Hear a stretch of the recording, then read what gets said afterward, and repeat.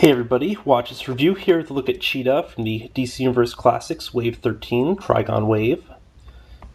This is the variant of the character. There's also a classic version available in this wave, as seen on the back of the packaging, because they're a little bit lazy, and also from the pin, which again is of the classic character instead of the modern interpretation.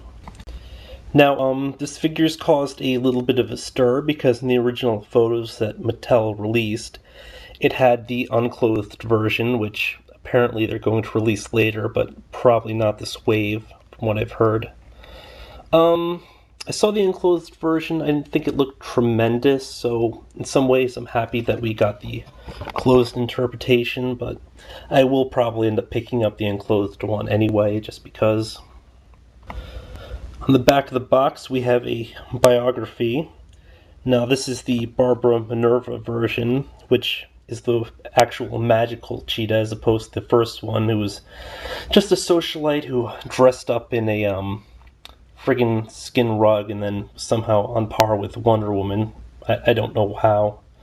I don't follow the original Wonder Woman or any of that all too closely, so there's probably a good reason for it, but this version is empowered by a cheetah spirit, and I remember one comic I read, she got the spirit to possess her by killing some cheetahs or something, so hooray for cruelty to animals, huh? Rest of the wave, as you can see here, Trigon. She comes with one of Trigon's legs, which obviously will be an extra. I'm not sure what I'm going to do with it. As mentioned, she comes with a pin featuring the other version, as well as the leg, as seen here. Always good to have an extra leg lying around, kind of like an extra kidney. As for Cheetah herself, though, I'm actually more than a little ticked off. The joints are just really terrible, and there's been some significant warp in package. I guess just from how they arrange and stuff, and how thin the limbs are. But the arm, as you can see, is just permanently kind of pushed out this direction. I'm not sure if that's design, I'm not sure if that's because of the packaging, but this, I think, is probably a flaw where the legs don't seem to really line up too well, and they kind of have a tendency to pop out, which, frankly, is really annoying, especially considering this is one of the characters I was more looking forward to this wave. But, other than that, it's a cool looking sculpt. Yeah, it's basically the same as most of the other female sculpts, but still. One gripe, though, is the fact that this is just so obviously painted on. I really hate when they don't have, any sculpt appearance of fabric, so it's a minor issue. Then, of course, we have the bicep rotation, which I'm never fond of on female figures, just because it looks kind of crappy. I'd rather that they do a ball and socket down at the elbow instead for the extra movement, but hey. The other interesting thing too is that this is a really soft rubber here for the claws. Both are open hand as well, so she can kind of do slashing motions, but it's gonna look kind of hokey no matter what, just because of the way that the arms can move. Other than that, pretty cool looking figure. Paint is decent. One of the few instances where you can't really make out the text just because the hair covers it up. Again, a cool touch, and the hair is pretty nice. It's a harder plastic, so it's not a really soft foam, so I don't know. And plus, it doesn't look as visibly attached as some of the other figures have in the past, so. It's worth mentioning that Cheetah shares most of her sculpt with the Donna Troy, right down to this really crappy flaw with the hips. And they're sort of on their own height.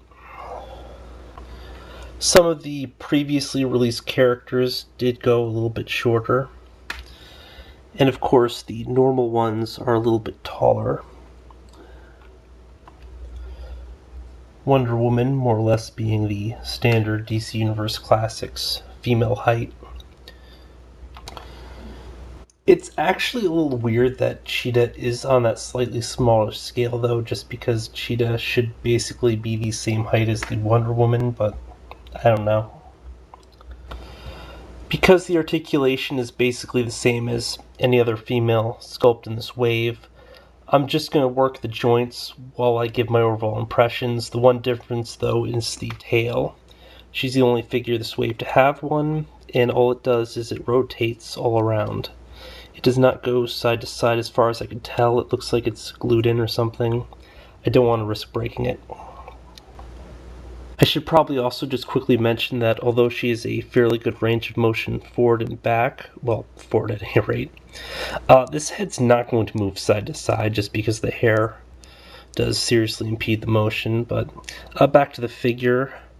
Now, a lot of people had complained about the fact that we were promised a naked cheetah, and this is clearly a clothed version, but I mean, I don't see it as a huge deal, as mentioned before, just because both versions have been featured in the comics, and both versions, or at least I think the version that appeared in the Wonder Woman recent animated one had clothing on it, but I can't remember. So, in general, I'm not a huge fan of this female sculpt, just because I am against the bicep joint, and the hips here really do need kind of work, and I don't think the ab joint looks flattering on female figures. They should probably just go for more of a torso joint, or possibly like a kind of a ball joint going in, like on the Psylocke figures from the Marvel Legends line.